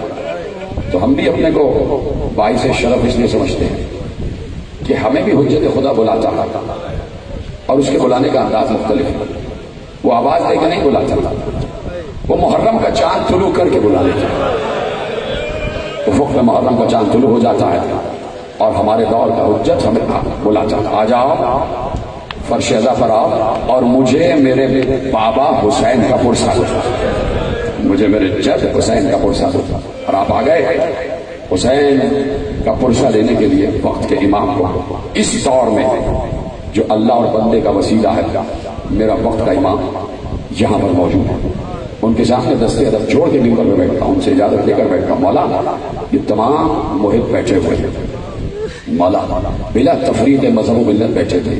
ان میں مولا اہل سنت بھی ہیں، اہل تشیع بھی ہیں، ان میں عیسائی بھی ہیں، ان میں غیر مذہب بھی ہیں. مولا یہ سب اپنی اپنی جانبداری بھول کے حسین کی مجلس میں آئے ہیں. یہ سب حسین کو پرسہ دینے آئے ہیں، آپ کو پرسہ دینے آئے ہیں. مولا ان سب کو آپ کی ضمانت میں دے رہا ہوں، بشمول اپنے آپ کے، بشمول اپنے گھر والوں کے، ان سب کے گھر والوں کو آپ کی ضمانت و حفاظت میں دے رہا ہوں. میرے مولا میرا یقین ہے کہ آپ مجھے سن رہے ہیں، آپ یہاں تشریف فرما ہیں، آپ کے حوالے کر رہا ہوں سب کو. مولا ان سب کی حفاظت کیجیے گا. مولا ان کو ہر بلا اور وبا اور آفت ناگہانی سے، ہر عرضی اور سماوی بلا سے محفوظ رکھیے گا. مولا ان کے بچوں کی حفاظت کیجیے گا. مولا کبھی کوئی بچہ اپنی ماں سے جدا نہ ہو، کبھی کوئی بچہ اپنی ماں سے بچھڑے نہیں. میں نے جملہ کہہ دیا اور آپ نے سن لیا. پہلے تو 2 بچے مسلم کے ساتھ گئے تھے، وہ بچھڑ گئے. اس کے بعد 2 بچے کربلا میں اور ہیں، ایک کا نام ہے اون، ایک کا نام ہے محمد. 9 اور 10 برس کے 2 بچے، 2 تلے اوپر کے بھائی، ایک بڑا ایک چھوٹا. اب تک تو یہی سنا اور یہی پڑھا کہ حسین جب 28 رجب کو مدینے سے چلے تو سب کو لے گئے، صرف ایک بچی کو چھوڑ گئے، اپنی چھوٹی بیٹی صغرا کو چھوڑ گئے. صغرا کا مطلب چھوٹی، صغرا کو چھوڑ گئے. سنا یہی تھا کہ 8 اور 9 برس کی علی اکبر کی چہیتی بہن صغرا کو چھوڑ گئے. لیکن بات یہ ہے کہ 2 بچوں کو اور بھی چھوڑ گئے تھے. ایک کا نام تھا اون، ایک کا نام تھا محمد. اون محمد کو بھی ساتھ نہیں لے گئے تھے، اس لیے کہ جناب عبداللہ ابن جعفر طیار آنکھوں کی بینائی بالکل ایسی تھی جیسے ختم ہو چکی ہو، بالکل دکھائی نہیں دیتا تھا. یہ بھی اللہ کی مصلحت ہوتی ہے، اس لیے کہ یہ بات بالکل طے شدہ ہے جو بچپن سے آپ سن رہے ہیں. ہر سال بتانا اس لیے ضروری ہوتا ہے کہ ایک نئی نسل شعور کی منزل پر آتی ہے تو ان تک وہ یہ جملے پہنچ جائیں کہ ایسے 4 سپاہی اور بہادر اور شجاع تھے کہ پورا عرب کہہ رہا تھا کہ اگر حسین ان 4 کو اپنے ساتھ کربلا لے جاتے تو پھر کسی کی مجال نہیں تھی کہ حسین کے خیمے تک پہنچ سکتا، حسین کے خیمے تک پہنچ سکتا. اس میں ان 4 میں ایک نام جناب عبداللہ ابن جعفر طیار کا بھی تھا. جناب عبداللہ ابن جعفر طیار، جناب محمد حنفیہ، جناب مسلم ابن عقیل، اور چوتھا نام تو تم جانتے ہو نا، ابو الفضل عباس. حسین نے اپنی قوت کو منتشر کر دیا، حسین نے اپنی قوت کو منتشر کیا اور یہ بمشیت الہی کی مسلم کو کوفے بھیج دیا. عباس کو ساتھ رکھا اس لیے کہ عباس مدعی امامت ہے، ندا چنا سے امامت ہے، اور صرف حسین تھے، صرف حسین. کائنات میں 2 ہستیاں ہیں، حسین اور شریکت الحسین، جو عباس کے جلال کو روک سکتے تھے. تفصیل میں 8 محرم کو پڑھوں. عبداللہ ابن جعفر طیار بمصلحت الہی آنکھوں کی بیماری میں مبتلا ہو گئے. جناب محمد حنفیہ کو راشا ہو گیا. یہ سب مشیت الہی کے تحت تھا تاکہ معلوم ہو اور حسین بتائیں کہ میں جنگ کے لیے نہیں آیا، میں جنگ کے لیے نہیں آیا، میں مباہلے کے لیے آیا ہوں. میرے ساتھ میرے بچے اور میرے گھر کی خواتین بھی ہیں. عبداللہ ابن جعفر کی آنکھوں کی بینائی تقریباً ختم ہو چکی. اون اور محمد کو اشارہ کیا بابا کے ساتھ رہا، اس لیے حکم امامت ہے. بچے رک گئے بابا کے ساتھ، قافلہ چل پڑا. جس وقت فہرست بنائی جا رہی تھی جانے والوں کی، یہ تو یقیناً پڑھا جاتا ہے جملہ، اور جملہ بڑا مشہور ہے. اور یہ بات بھی یاد رکھیے کچھ مسائل کی روایتیں ایسی ہیں کہ جو مشہور ہیں، جن پہ بہت زیادہ گریہ ہوتا ہے، ان کا کہیں حوالہ ہو یا نہ ہو، امام کا حکم ہے کہ ان کو پڑھا جائے. سمجھے آپ؟ یہ علماء نے ائمہ سے عکس کیا کہ کچھ روایتیں ایسی ہیں کہ اگر حوالہ ملے یا نہ ملے، لیکن روایتیں ایسی ہیں کہ ان کو پڑھا جائے. اسی طرح ایک روایت یہ ہے کہ حضرت عباس نے فہرست بنائی تو سب سے پہلے شریکت الحسین کا نام لکھوایا، لیکن بات یہ ہے کہ روایت یہ کہتی ہے کہ بیوی کا نام نہیں لکھوایا، حسین ابن علی نے بہن کا نام نہیں لکھوایا۔ اب سوچو بہن پر کیا گزر رہی ہو، ایک بہن علی اکبر کی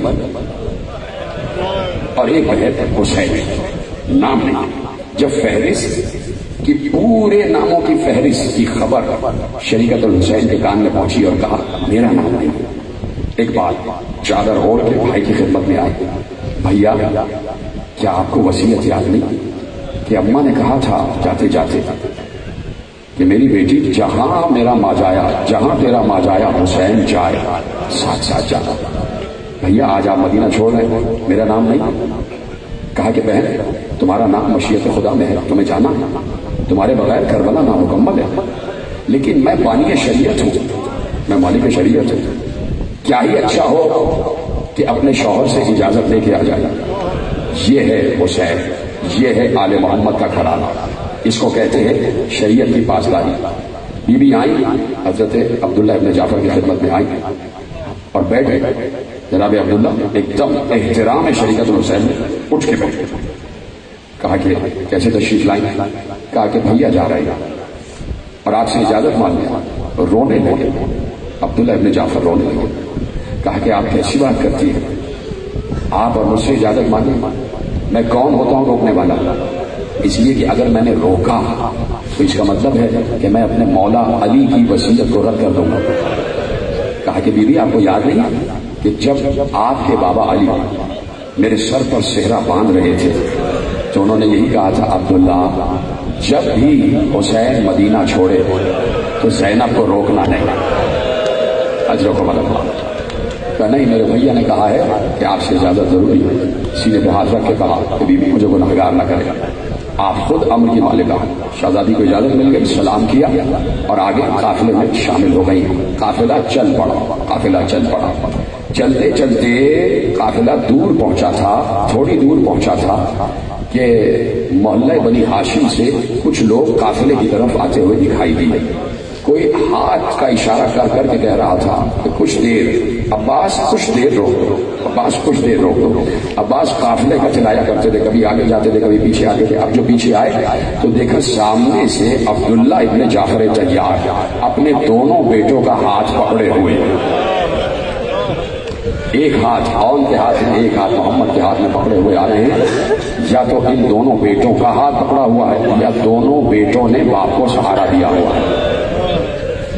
جیسے ہی کہا آقا قافلہ روک دیجیے، حسین ابن علی نے کہا عباس ابھی تو چلے ہی، کیوں روک دیتے؟ کہا پیچھے سے عبداللہ آ رہے ہیں، جعفر طیار کے صاحبزادے آ رہے ہیں اور ان کے ساتھ ان کے دو بیٹے تھے۔ اب یہ بات صرف حسین کو معلوم، قافلہ روکا گیا۔ جناب عباس نے کہا کہ کتنی دیر کے لیے رکنا ہے؟ کہا کچھ دیر رکنا ہے۔ کہا تو کیا خیمے لگا دیا جائے بیویوں کے لیے؟ کہا سب کے لیے نہ لگانا، صرف شریکت الحسین کے لیے لگانا۔ میں جملے پڑھ رہا ہوں اور آپ سن رہے ہیں اور میں دیکھ رہا ہوں کیسے آپ کے چہرے کے لیے خون ہو رہے ہیں۔ یہی طریقہ ہے، میں آپ کو بتا رہا ہوں کہ مجھ سے برداشت نہیں ہوتا جب میں خود مسائل پڑھ رہا ہوتا ہوں یا سنتا ہوں۔ میں اسی لیے ذرا سا دیر سے بھی آتا ہوں کہ جب ذاکر مسائل پڑھتا ہے تو میری ہچکیاں بن جاتی ہے، تو اس لیے میں بھی چاہتا ہوں ویسے ہی آپ سنیں۔ میں ذرا رک رک کے پڑھ رہا ہوں اس لیے کہ میرا کلیجہ پھٹ جاتا ہے۔ میرے سامنے وہ تمام مناظر آ رہے ہوتے ہیں کہ کس طریقے سے خیمے لگائے گئے۔ کہا صرف شریکت الحسین کا خیمہ لگے گا۔ خیمہ لگا دیا گیا، بیوی اس میں آ گئی۔ کہا کہ بھیا مجھے کیوں خیمے میں بٹھایا ہے؟ کہا کہ آپ کے شوہر عبداللہ آ رہے ہیں۔ جیسے ہی بیوی نے یہ لفظ سنا کہ عبداللہ آ رہے ہیں، بیوی کے دل کی دھڑکن تیز ہو گئی۔ شہزادی کے چہرے پر اضمحلال آ گیا، بیوی کا چہرہ سرد ہو گیا۔ سوچ رہی تھی کہ عبداللہ کیوں آ رہے ہیں، ابھی تو اجازت دی تھی، کہیں ایسا تو نہیں کہ عبداللہ مجھے روکنے کے لیے آ رہے ہیں، کہیں ایسا تو نہیں کہ مجھے روک دیں گے اور مجھے شریعت کے حکم کے تحت شوہر کا حکم ماننا پڑے گا۔ عبداللہ ابن جعفر آ گئے، خیمے میں داخل ہوئے۔ کہا عبداللہ آپ نے تو اجازت دے دی تھی، پھر کیوں آئے ہیں؟ کہا بات یہ ہے کہ میں چاہوں، میں بڑا ہوں حسین بن علی سے، میں چاہتا تو حسین کا ہاتھ پکڑ کے روک لیتا، لیکن بات یہ ہے کہ وہ حجت خدا ہے، وہ امام زمانہ ہے، وہ مشیت خدا کی جاننے والے ہیں اور پابند ہیں، تو جو ان کا فیصلہ ہے وہ اللہ کا فیصلہ ہے، لہذا میں ان کو روک نہیں سکتا۔ لیکن میرا دل چاہتا تھا کہ میں ساتھ جاتا اور میں بھی فاطمہ کے لال کے پسینے پر اپنا لہو بہا دیتا، لیکن مجھ پر جہاد ثابت ہو چکا ہے، لیکن میری دل میں تمنا ہے کہ میں حسین کی نصرت کروں، میں حسین کی نصرت کروں۔ ایک بار پیچھے اشارہ کیا، جیسے ہی اشارہ کیا خیمے کے اندر اون اور محمد داخل ہو گئے۔ عبداللہ ابن جعفر نے اون اور محمد کا ہاتھ پکڑا، آپ کی آواز بلند ہو جائے، اون اور محمد کا ہاتھ پکڑ کر کہا کہ بی بی عاشورے کے دن جب میرے امام میرے بھائی حسین پر خطرے کا وقت آ جائے، جب اس کی جان پہ بن جائے، تو اون کو میری طرف سے اور محمد کو اپنی طرف سے، کو میری طرف سے اور محمد کو اپنی طرف سے قربان کر دیجیے گا۔ خدا کی قسم روایت کہتی ہے کہ شہزادی نے چیخ مار کر گریہ کیا اور ایک بار شکریہ کی نظر سے عبداللہ ابن جعفر کو دیکھ کر کہا، ابن جعفر طیار، تم نے مجھے خوش کر دیا، اے عبداللہ آپ نے مجھے خوش کر دیا، آپ نے میری ماں زہرا کو خوش کر دیا، مجھے سرخرو کر دیا۔ میں سوچ رہی تھی ہر بیوی اپنی قربانی لے کر جا رہی ہے، زینب کی کیا قربانیاں ہوں گی؟ عبداللہ آپ کا شکریہ۔ اور محمد اپنی اپنی سواریوں پر سوار ہو گئے، قافلہ چل پڑا، ختم ہو گئی گفتگو، آ گیا قربانیوں کا دن۔ آنسو نہ آئے پرواہ نہ کرنا اور آنسو کا انتظار بھی نہ کرنا، بس مجھ ایک حقیر ذاکر کی طرف دیکھتے رہنا اور مجھ سے لفظ سن کے ہائے حسین کہتے رہنا۔ میں کہہ رہا ہوں آنسو کا انتظار نہیں کرنا، بس تمہارے چہروں سے مجھے لگے کہ تم رو رہے ہو، تم کسی غریب مسافر کے اجڑے ہوئے قافلے کا تذکرہ سننے آئے ہو، تم ایک ماں کی قربانیوں کا ذکر سننے آئے ہو، تمہاری آواز گریہ بلند ہو جائے، ہزاروں لوگ اس وقت سن رہے ہیں اور روز صبح گریہ ہو رہا ہوتا ہے، اس کا ثواب تمہیں بھی جا رہا ہے، اس کا ثواب تمہیں بھی جا رہا ہے۔ ایک بار قربانیوں کا دن آ گیا، بار بار شریعت الحسین نے کہا، اور محمد تم کب جاؤ گے، کب قربانیاں پیش کرو گے؟ بس لپٹ کے ماں سے کہنے لگے، اماں بار جاتے ہیں اور بار ماموں اپنے سینے سے لگا کر کہتے ہیں میری بہن کی یادگار ہو، عبداللہ ابن جعفر کی یادگار ہو۔ کیسے جانے دوں؟ جب بہت دیر ہو گئی، اجازت نہ ملی، تو زینب نے سر پر چادر سنبھالی اور محمد کا ہاتھ پکڑ کے اس خیمے میں آئی جہاں حسین بیٹھے ہوئے تھے۔ جو میں چادر زہرا کا واسطہ ہے، اب جو جملہ کہنے جا رہا ہوں کوئی آدمی خاموش نہ رہے، اور اگر ہاتھوں میں قوت ہے تو سینے پہ ہاتھ مار کے جملہ سن لینا کہ اس خیمے میں اپنے دونوں بیٹوں کا ہاتھ پکڑ کے داخل ہوئی جہاں حسین خیمے کی زمین پر بیٹھے ہوئے تھے۔ جیسے ہی داخل ہوئی تو اب حسین سے کچھ نہیں کہا، دونوں بچوں کا ہاتھ پکڑ کے حسین کا طواف کرنا شروع کیا۔ ہاں ماتم کرو، حسین کا چکر لگانا شروع کیا، 1 2 3 7 چکر لگائے، اور بار حسین ایسے دیکھ کر کہتے تھے زینب کیا کر رہی ہے، بہن کیا کر رہی ہو؟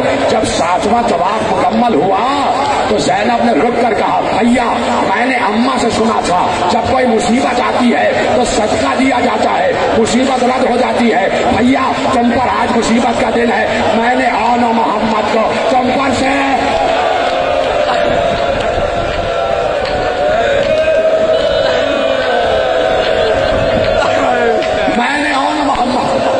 صدقہ کر دیا۔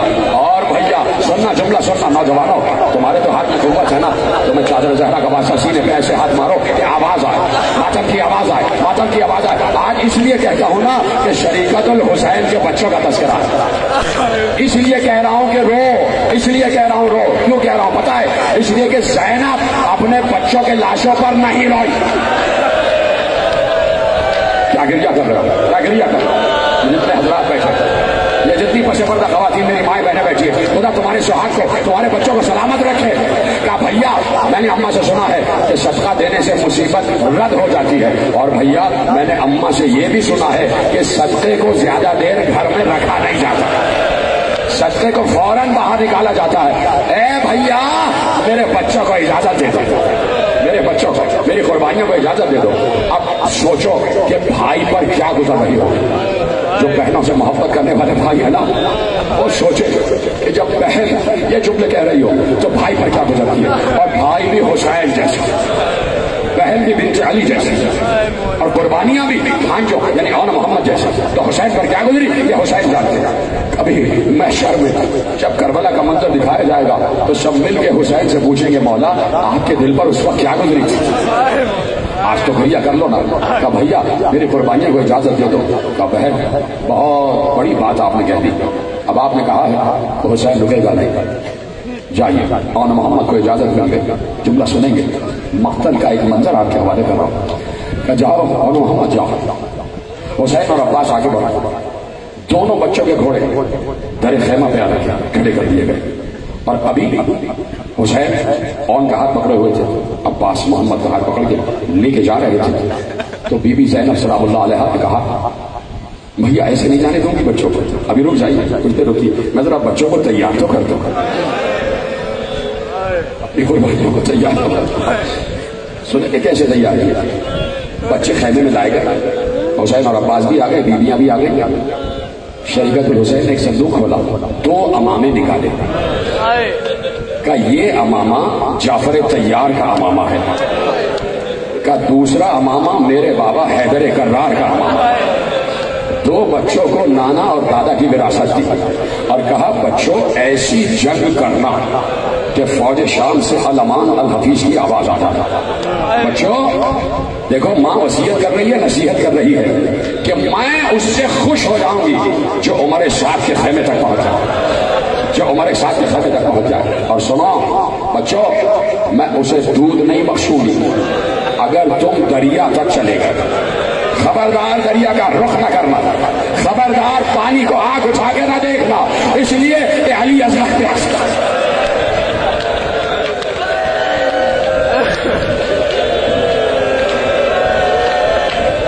اس لیے کہ سکینہ پیاسی ہے. بچوں پانی کی طرف نگاہ اٹھا کے نہ دیکھنا. ماں کو جھک کر سلام کیا. بچوں نے دست ادب جوڑ دیا, جھک جھک کے سلام کیا. اماں جیسا آپ کہہ رہی ویسا ہوگا. اماں جانے تو دیجیے, جانے تو دیجیے. میدان جنگ میں جعفر طیار اور حیدر کرار کی یاد دلا دیں. جنگ موتا اور جنگ خیبر کی یاد دلا دیں. سلام کیا. 2 بھائیوں نے 2 بھائیوں کو سوار کرا. چلے اور محمد چھوٹے چھوٹے نیچے ہاتھ میں ہے. کچھ فوج یزید کے سپاہی کہتے ہیں اب یہ جو دونوں بچے میدان جنگ میں در آئے تو دھستے چلے جا رہے تھے, آگے بڑھتے چلے جا رہے تھے. لاکھوں کو کاٹا. جب کہا جائے تو یقین کرو کہ لاکھوں کو کاٹا. اس لیے کہ دونوں کی رگوں میں جعفر طیار اور حیدر کرار کا خون تھا. زینب راتوں کو وصیت نہیں, لوری جو سناتی تھی نا بچوں کو, جو لوری سناتی تھی, کبھی موتا کے قصے سناتی تھی, کبھی خیبر و خندق کے قصے سناتی تھی. اور اس دن کے لیے زینب نے بچوں کو تیار کیا تھا کہ جب بھائی کے وقت آئے تو ایسی یادگار جنگ کرنا کہ قیامت تک یادگار رہ جاؤ. وہ کہتا ہے کہ بچے قابو میں نہیں آ رہے تھے. اور ادھر بی بی زینب مسلسل کہتی تھی فضا خیمے کے دروازے پر جا, مجھے بتاؤ میرے بچے کہاں تک پہنچا تھا. ماں ہو تو ایسی ہو, قربانیاں ہوں تو ایسی ہو, مجھے بتاؤ بچے کہاں تک پہنچے. بی بی فضا ایک ایک لمحے کی خبر دیتی تھی. شہزادی بچے فوج میں دھستے چلے جا رہے ہیں. شہزادی بچوں نے کشتوں کے پشتے لگا دی. جنگ منفردہ جیت گئے ہیں. شہزادی چاروں طرف سے حملہ ہو رہا ہے اور بچے جعفر طیار کی شان سے جنگ کر رہے ہیں, حیدر کرار کی شان سے جنگ کر رہے ہیں. جب زینب نے سنا فوراً سجدہ شکر میں سر رکھ دیتی تھی. پروردگار تیرا شکر ہے تو نے میرے دودھ کی لاج رکھی, تو نے حیدر و جعفر کے خون کی لاج رکھی. اب میرے بچے کہاں ہیں, اب میرے بچے کہاں ہیں. کہا کہ عمر سعد کے خیمے تک پہنچ گیا. میں خوش ہوں, بچوں سے خوش ہوں. اب میرے بچے کہاں ہیں. کہا کہ دریا کی طرف جا رہے ہیں. ایسے ہی سنا دریا کی طرف جا رہے ہیں. فوراً بی بی زینب کے جبین کے بل آ گیا. کہا میں نے منع کیا تھا کہ دریا کی طرف نہ جانا. میں نے منع کیا تھا کہ دریا کی طرف نہ جانا. کیوں گئے دریا کی طرف, کیا پانی پینے جا رہے ہیں. ایک بار فضا نے روتے ہوئے کہا پانی پینے نہیں جا رہے. عمر سعد دریا کی طرف بھاگ رہا ہے, یہ اس کا پیچھا کرتے ہوئے جا رہے ہیں. کب تک جنگ کرتے ختم کرتی. میں نے تقریر پوری جنگ کی تفصیل مقتل میں لکھی ہوئی ہے. ایک بار عمر صاحب نے کہا یہ بچے ایسے کسی کے قابو میں نہیں آئیں گے. تم تو سنتے ہو نا کہ آخری وقت میں جس کے پاس جو تھا اس نے حسین پر حملہ کیا. ادھر بھی حملے کے لیے حکم دیا گیا کہ تیر والے تیر برسائے, نیزے والے نیزے برسائے, تلوار والے تلوار چلائیں, پتھر والے پتھر مارے. دونوں بچوں پر چاروں طرف سے فوج حملہ آور ہوئی. ادھر اون گرے, ادھر محمد گرے. کیا سن رہے ہیں, ختم ہو گئی گفتگو. اون و محمد زمین پر گرے. دونوں نے آواز دی مامو آپ پر سلام, مامو آپ پر سلام. حسین اور عباس نے ने सुना, दो भाइयों के लाशें देने पहुंचे। हुसैन ने औरत को उठाया, मोहम्मद को अब्बास ने उठाया। दो भाइयों के लाशें मक्तल में आए, ज़ैनब के सामने लाशें रखे गए। ज़ैनब ने गिरिया नहीं किया, ज़ैनब ने सजदे में सर रख दिया। खत्म हो गई गुफ्तगू। औन मोहम्मद के लाशों पर ज़ैनब ने गिरिया नहीं किया। शाम गरीबा आ गई, ज़ैनब औन मोहम्मद पे नहीं रोई। दरबार कूफा आ गया, ज़ैनब औन मोहम्मद पे नहीं रोई। दरबार शाम आ गया, ज़ैनब औन मोहम्मद पे नहीं रोई। एक बार रिहा हो गई, औन मोहम्मद पे नहीं रोई। आ गई करबला चहलुम पर, फिर भी औन मोहम्मद पे नहीं रोई। मदीने लौट के वापस आ गई, औन मोहम्मद पे न रोई। कब्र रसूल पर आ गई, औन मोहम्मद पे न रोई। एक बार 4 दिन के बाद जैसे ही ज़ैनब अपने घर में गई, सामने औन मोहम्मद के हुजरे आए, सर से चादर फेंक कर कहा, अरे मेरे औन मोहम्मद आ जाओ, माँ आ गई।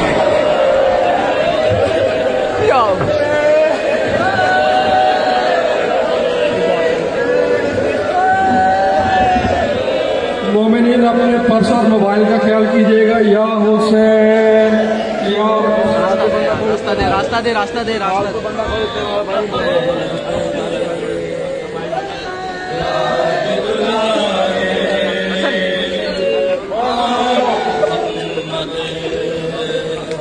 रास्ता देते हैं यार, रास्ता।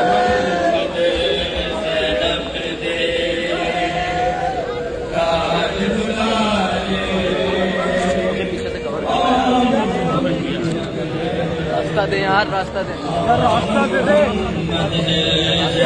रास्ता दे दे, रास्ता दे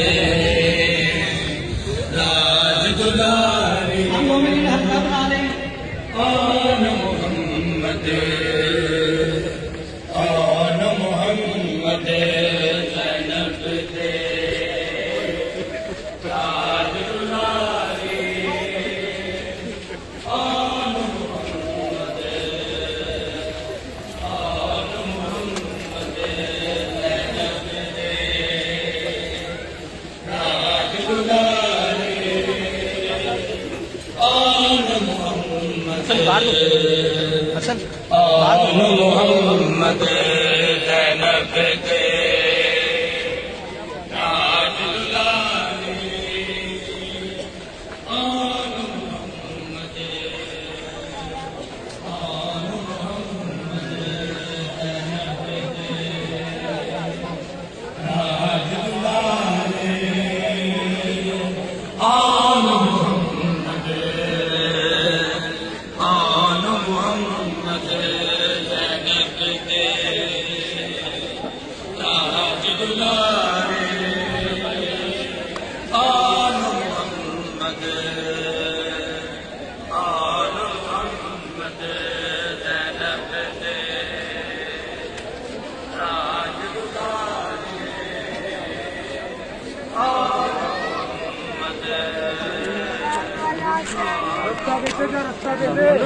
हाँ जी जी साहब।